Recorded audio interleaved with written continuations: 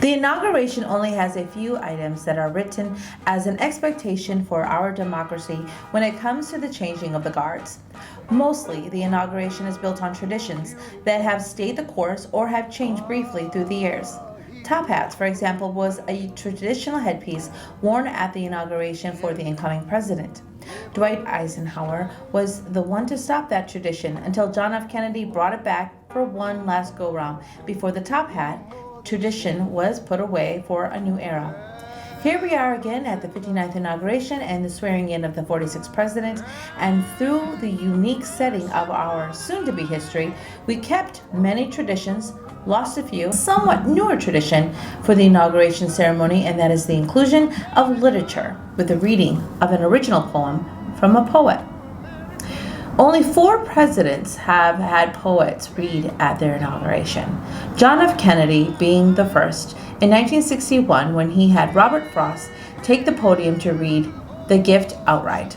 Frost recited the poem from memory when he was unable to read the text of the poem he had written for the inauguration.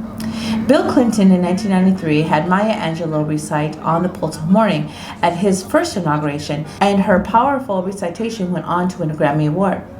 Miller Williams read Of History and Hope in 1997 for Bill Clinton.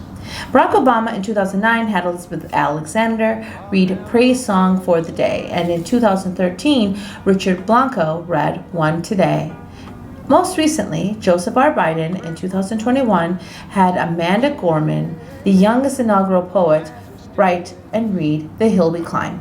Gorman made history at the age of 22 and had this to say about the aspect of her journey to poetry. She said, I had a speech impediment, and so I couldn't use my voice. I would use author's words. It was my godsend and lifeline for me. She said that poetry and spoken words became her own type of pathology. Gorman also said that she battled her speech impediment all the way into college. She graduated from Harvard in 2020. Poetry is a weapon.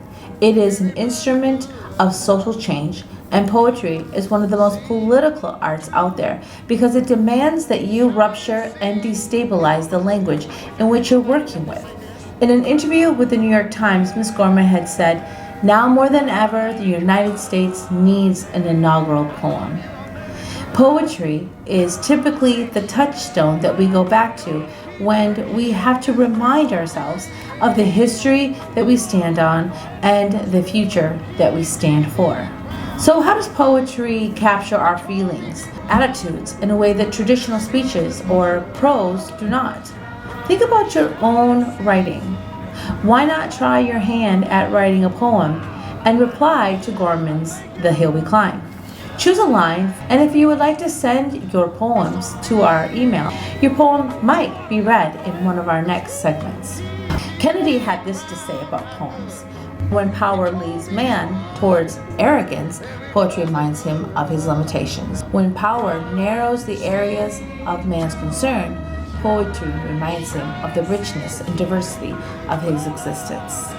When power corrupts, poetry cleanses.